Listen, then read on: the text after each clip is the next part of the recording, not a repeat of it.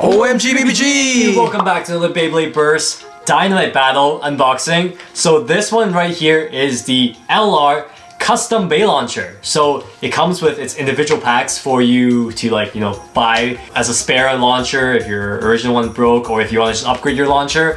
We already have our original one from the entry sets, but we need another one and maybe even more for replacements if they break, for example. So we have another one we're gonna unbox today. We have some opinions about these launchers and we'll dig into that right after we unbox it. But just to tell you, like an introduction in case you didn't watch our previous video, this custom launcher is really special because it's kind of like the first time that we're able to customize the launcher itself. So like we can always put on grips and stuff like that previously. We made such crazy launchers like the spaceship launcher. We made like the gun launcher. Bow and arrow type Exactly. of thing. We went crazy with those. Okay, so just to recap, it comes with 3 different parts. You got the top portion, which is the gear unit. You have the core unit, which is basically the bulk of the launcher. And then you also have the spin units. So these you can customize and change them up.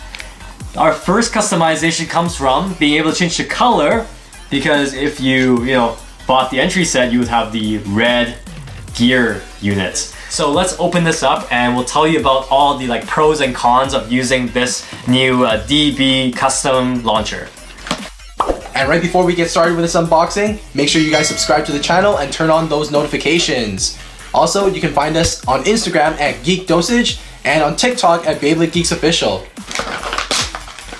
It's the exact same thing as the one that was in our entry set. It's just a different color scheme.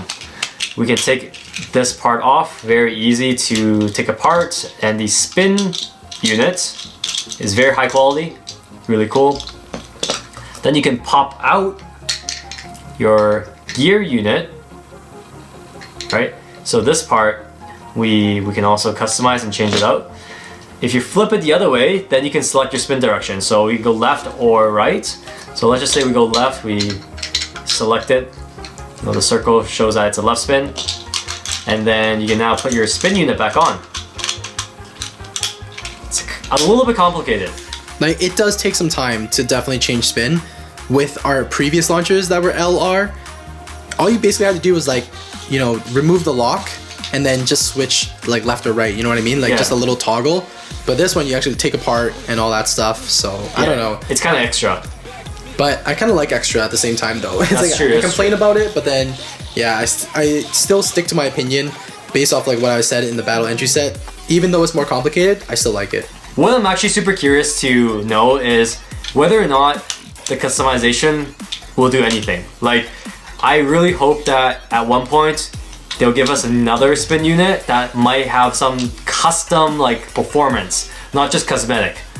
We can of course rip our red one on there and now it's red with a black solid color. But is Takara Tomy gonna include some different performance? Yeah, that's gonna be sick. Maybe different gear ratio or something like that, you know what I mean?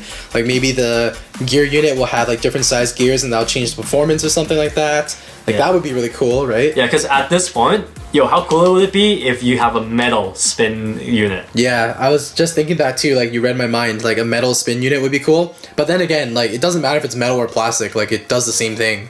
Yeah. So I think they need to change some other internal parts. Maybe change the condition of or the variation of the gear or something. What if the gear unit has a metal gear so that it doesn't break as easily, something like that. I don't know. Exactly. I can't even imagine what they can do. If you guys have an idea, let us know in the comment section below. Super curious to know, because I think that's the only reason why I would pick up this launcher, because at this current moment, this isn't a need. If you still have a sparking launcher, you still have the previous launchers, you don't really need this. So yeah, that's kind of the pro is that it's cool, it's customizable. Cons is there's nothing to really customize with right now. Just the looks, basically. Yeah, exactly. So next thing, let's talk about performance of the string. So this string launcher is actually a bit longer than the sparking launcher that we got from the limit break set. So slightly longer. So from my testing, longer ripcord, definitely more useful, more versatile. I'm finding that it doesn't get caught as much where it gets stuck in the inside, like the cord gets stuck in the inside when I'm launching my bays. But if you launch a heavy bay and come back, sometimes it will just like dangle a little bit, so you have to kind of push it back in. But no complaints yet, I guess, for the most part, since it's like pretty much a brand new launcher. Yeah, reliability is like questionable still. Yeah, we don't really know. but so far pretty good. This red launcher you see here, it's so tight, like we can't even pull this apart. Yeah, I was struggling so much when I was unboxing that to get the gear unit off.